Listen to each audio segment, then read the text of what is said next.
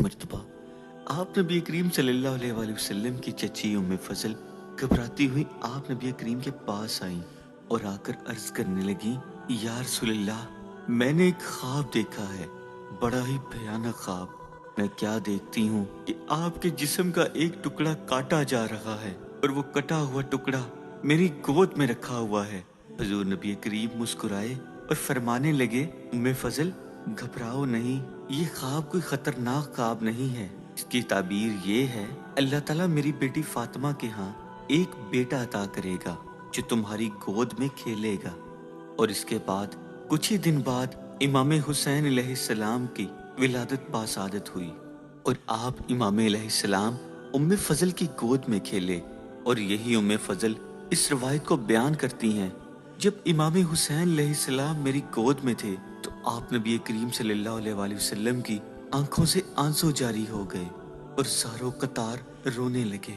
मैंने पूछा, या रसूलल्लाह, खैरियत तो है? नवासे का पैदा होना, आपकी गोद मुबारक में जलवागर होना, ये तो खुशी का मौका है।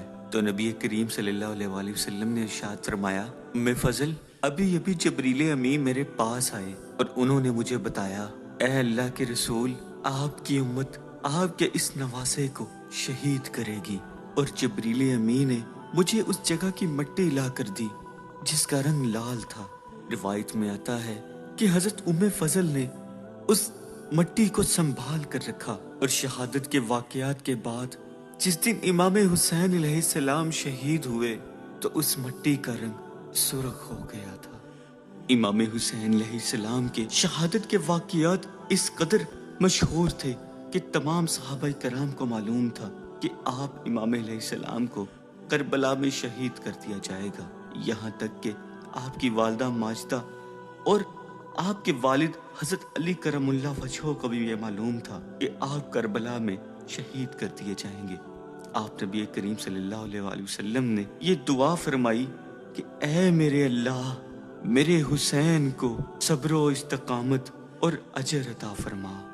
सने 60 हिजरी को जब हजरत मुआविया का विसाल होता है तो आपके विसाल के बाद यजीद तख्त पर बैठा और तख्त पर बैठने के बाद अपने लोगों को मदीना, इराक, दमिश्क और बहुत से शहरों में भेजा और मदीने में ये खबर भेजी कि अहले मदीना यजीद की बैत कर लें।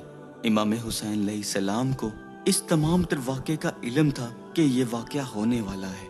तो आपने अपने तमाम सहाबाए किराम और अपने ख़ानदान के साथ मदीना से मक्के हिजरत का फैसला किया।